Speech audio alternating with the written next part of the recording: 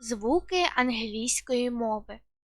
Друзі, ви вже знаєте, що в англійському алфавіті 26 літер, 6 голосних та 20 приголосних.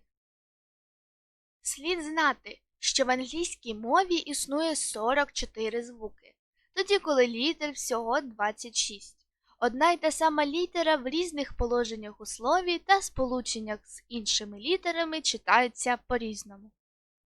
Стає зрозумілим, що для того, щоб навчитися читати, найголовніше це не те, як називаються літери, а те, як вони вимовляються.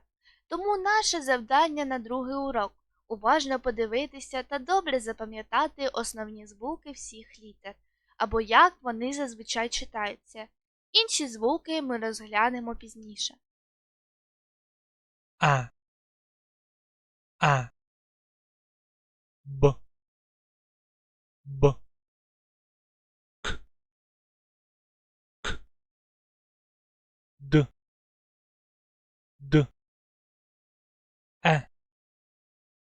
Е, Ф,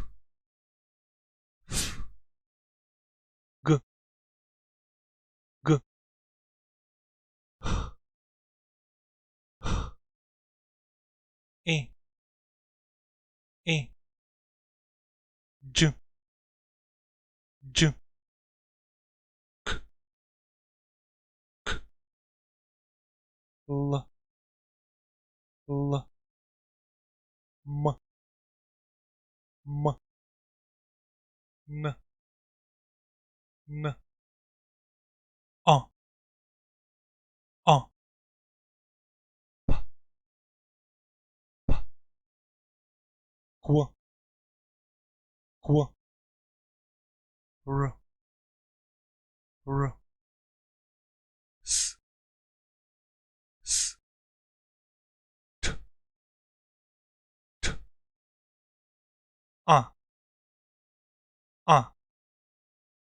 В, В, В, В, Кс, Кс, Й, Й, З, З,